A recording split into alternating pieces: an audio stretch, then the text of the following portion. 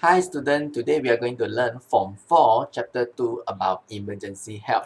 So, I like this chapter very much. I don't know about you because this chapter can teach me about how to save life and I mean it's more practical, right? Instead of learning just chemistry, we can learn something that practical that we can use in life, like seeing person in accident or I mean we need to be prepared, okay? We don't want to something happen to one person and then we say, what should we do? Call ambulance. Then after that, we just want to look and see. So what does it mean by CPR? CPR means cardiopulmonary resuscitation. Cardiopulmonary means relate to the heart and the lung.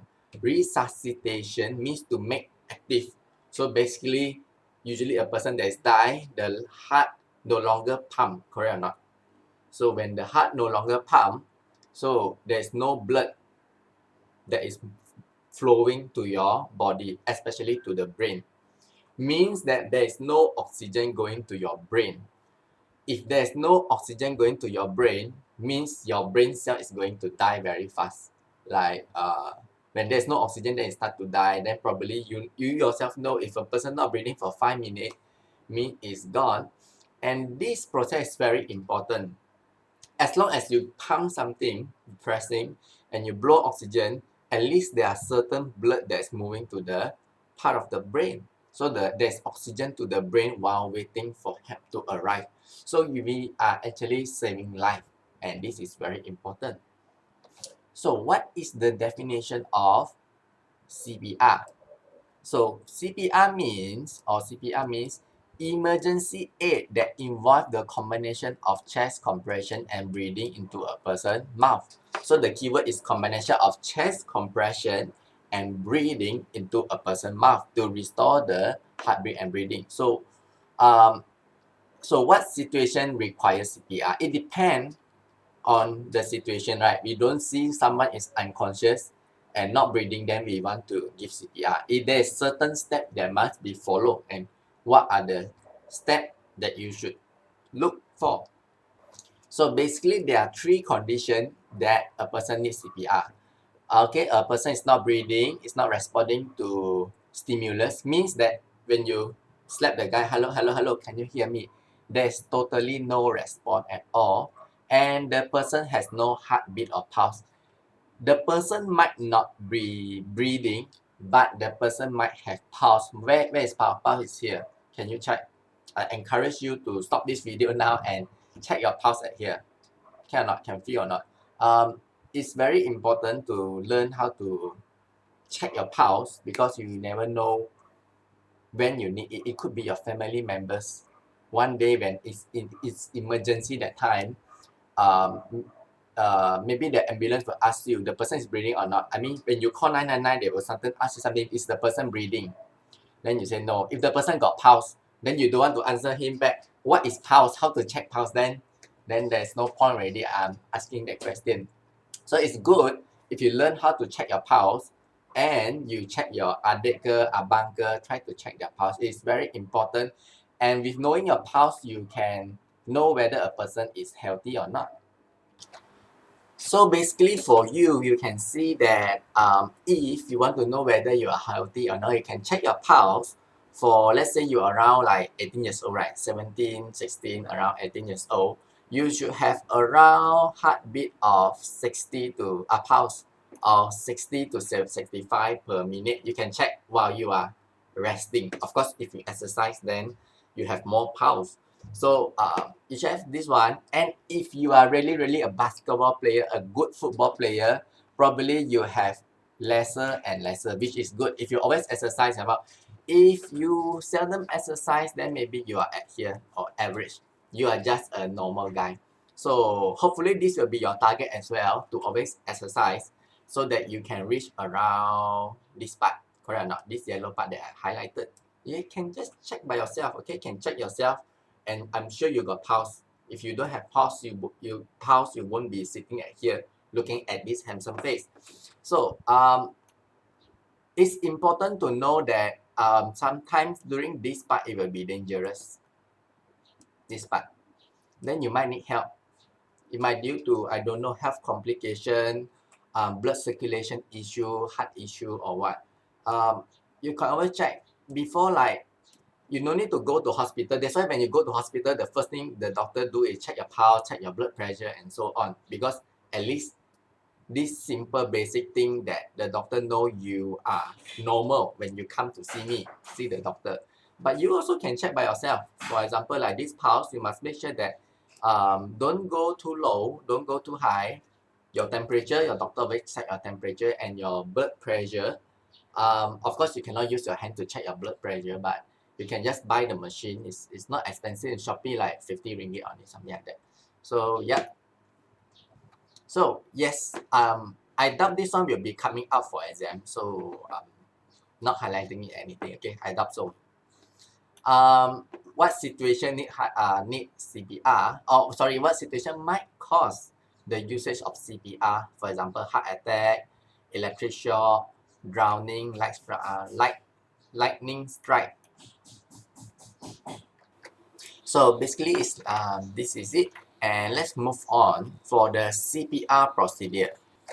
So of course, this CPR procedure is very good, okay, because it can be performed without equipment. Just use your hand, and if this procedure is not performed properly, victim rib may be fractured, and the air blown into victim mouth might not reach the lung. So yes, we must do it properly, okay. And CPR also got two types, right? One is for adult, another one is for children. For infant, you don't want to press like that to the children, right? Then the children rib might be broken because the children rib is not that strong, and you don't want to press too soft until nothing is happening, correct or not? Because it's adult, if you don't press this, actually you are not helping at all. So what are the first thing that you need to do? Okay, so the first thing we need to do is to check for response. So basically you tap on the person, hello, hello, can you hear me? Are you okay? Let's see if the person is unconscious. Then you ask somebody else, could you help me to call 999? Just somebody else around that place. Usually collect means there's other people around you. If no people around you, you need to call 999 first. And after it's unconscious, so what we do is, here they didn't say you can check for airway, but for me, I think I will check for the person, their pocket, okay? Maybe their pocket have the pills, heart attack pill, or some pills or medicine in their body. We might know the person. So just check their person pocket first, see whether their body they got the certain medicine or not. After that, check the person breathing, observe the chest. So you can see this picture is correctly drawn, where you put the person head up and you listen to, because you can hear the breathing sound. So you can listen and your head look to his chest, correct or not? Because his chest will move up and down. So when you look like that, you can see whether the position of the chest is moving up and down. After that, if there's no breathing, then you perform CPR. If the person is breathing, you do other thing. But if he's not breathing, then only we do CPR. But provided that the condition is no pulse. I mean, if there is pulse, then you do other thing, like you don't do CPR. So there's no breathing, no pulse, proceed to CPR. You need to find where to press. Like in your body, there's a lot of the part. Which part you should press? You should press around here. We call it the sternum. Here, the middle part of the bone here. You can see, like, if your body you press, this is the soft part and this is the hard part. Can you feel or not? You can press here in the middle, there's a soft part, then it moves to the hard part. Put two fingers and this is the part, okay? This is the part that you should press. So put the hands position according to this hand. So you should around press for 30 times. 100 to 120 compression per minute. So basically it will be like this. 1, 2, 3, 4, 5, 6, 7, 8, 9, 10, 11, 12, 13 until 30. I mean, this is the speed lah. Not too slow, not too fast.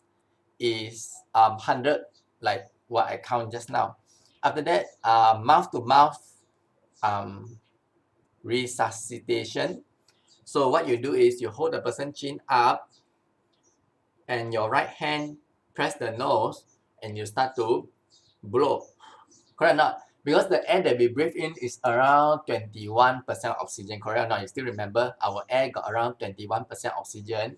And when we breathe out, still remember a lot. The oxygen for the exhalation is around 16%. So there's still oxygen when you breathe out the air. So you breathe for how many times? 2 times. I think this one you need to know. 30 times press and 2 times mouth to mouth. I doubt the exam question will ask you specifically what you need to do, or I think they will ask mostly about K-bite question like what you should do. Like Ali saw her mother unconscious, fall down unconscious on the floor. What should Ali do? I think the exam question will be more on the practical part and don't use too much time to memorize the whole details in it. I doubt it will come up in the exam. Okay. Okay. So importance of CPR. So as I mentioned just now, it will produce artificial blood circulation. Why CPR is important? Because it produces artificial blood circulation. Because the person is not breathing.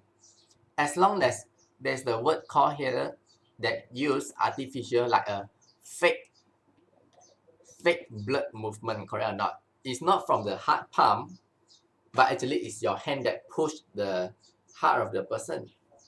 So this is the called artificial. Apart from giving compression, CPR also help into breathing air to receive oxygen, correct or not? Because if you just the heart moving, there's no use. If there's no oxygen in the body, then there's no point. So we blow 2 times, at least the oxygen, then we start to press again 2 times. Compression. I mean, artificially, like a fake movement, the blood will at least move to the brain so that the brain cell, I mean, brain is the most important organ, right? If the brain cell die, means the person already died. So we can say here, see here that based on the latest CPR guide, if you're uncomfortable with mouth to mouth, the chest compression method is also help to save the victim life. Yeah, better than doing nothing, but the person is dying, so it's better you do mouth to mouth, okay? Because this is a person we want to save other people's life. Explain the meaning of cardiopulmonary resuscitation, CPR. So we need to explain what is the meaning. So we can see the answer is at here at your textbook page 20. What is CPR? So CPR is an emergency aid that involves the combination of chest compression and breathing onto the person mouth of the victim to restore their heartbeat and breathing. Okay, let's move on to the next question. Give 3 situations that cause breathing and or the heartbeat to stop. Correct or not? Just now we already did 3 situations. Correct or not? So it could be heart attack, electric shock, drowning, or lightning strike. Okay, so but to prevent this is better. Okay, don't wait until this problem come. I mean, if you don't touch electrical thing, don't drown, raining time don't go out, so it actually save life. Okay, yeah. So question number 3. Muthu and his father were watching. I think this 3 and 4 will be a question that is more likely to come out in exam. Muthu and his father were watching television at home when his father had heart attack. His father got heart attack and become unconscious. Can Muthu perform CPR on his father? Explain your answer. So, before I give the answer, what do you think? Should Muthu perform CPR? Let's say, that's why we need to read the question properly. Muthu and father were watching television at home when the father has heart attack and become unconscious. So, should Muthu perform CPR? Should you perform CPR? So basically,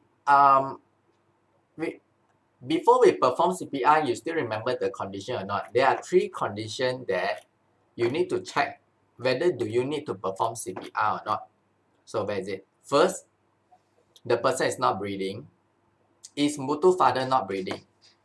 Is Mutu father not responding? Is Mutu father don't have pulse? So if these 3 things Mutu father don't have, then you perform.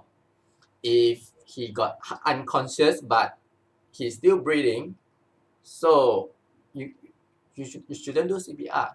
Or maybe he's unconscious and he got pulse, you also should not do CPR. There's another thing that you should do. So how to answer this question? Let's put it in word. Okay, so this is the answer that I just typed. If Mutu father is not breathing, if not responding to stimulus, and there is no pulse, then Mutu can perform CPR. I should give disclaimer first because this answer I made, but you know this brain, right? This brain means there are variety of answer. So this is what I give. Okay, I don't have the answer book. Okay, I just try my best to answer. Okay, so disclaimer, if wrong, then you don't beat me. Don't. Okay, number 4. If you have never learned the correct way of performing chest compression, can you carry out this method on the victim who need emergency help? What could you do to help? Yes, this is also a question that likely will come up in exam. If you never learn the correct way, can you carry out this method? I will guess like the answer is yes or no, up to you. Probably I'm assuming there's no because you never practiced before, correct or not? So can you carry out this to help? I mean, there's like yes and no lah. So what can you do to help? So what can you do to help? Of course, the first thing you can do is to call 999, correct or not? Call 999. A lot of people don't know. Once they have problem, they tend to call their father, their mother, the teacher. But it depends on situation. I mean, you and me are adolescents. Yeah, I'm still young.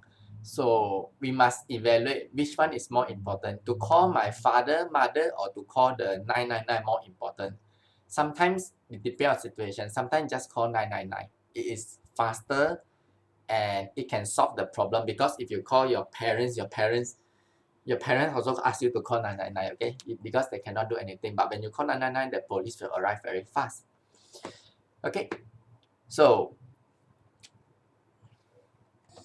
so this is my answer. Yes, the person can perform chest compressions. Here is 2 questions, right? Basically, when we read a question, you must careful.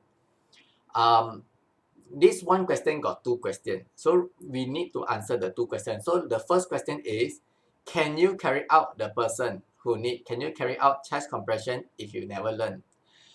Yes, the person can perform chest compression since the person unlikely to cause harm, correct or not? If you don't know, you also can do. Basically, the person is already not breathing. So if you do, unlikely you will break the rib or you will injure.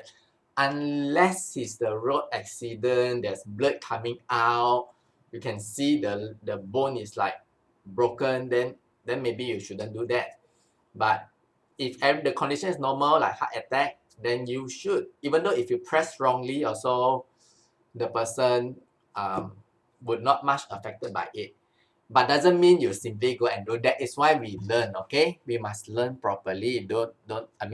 Do things also we do properly. Right? When we study science, we study properly. When we want to help others, also we help others properly. So yes, press properly. But if you don't press properly, also the person won't cause harm lah. If you don't press, even worse, correct or not? You don't press means 4 minutes the person will die. If you continue to press, maybe you extend to 7-8 minutes before the person pass out. Question number 2, what could you do? So you can call the ambulance, that's a very common thing, and ask other people for assistance. Or maybe you can say removing the person from dangerous places, correct or not? He could be on the road with many cars, maybe what you might to do is you want to remove him from that place first. So basically, that's it for this video. For the next video, we are going to learn Heimlich maneuver, and I hope to see you soon. Thank you and bye bye.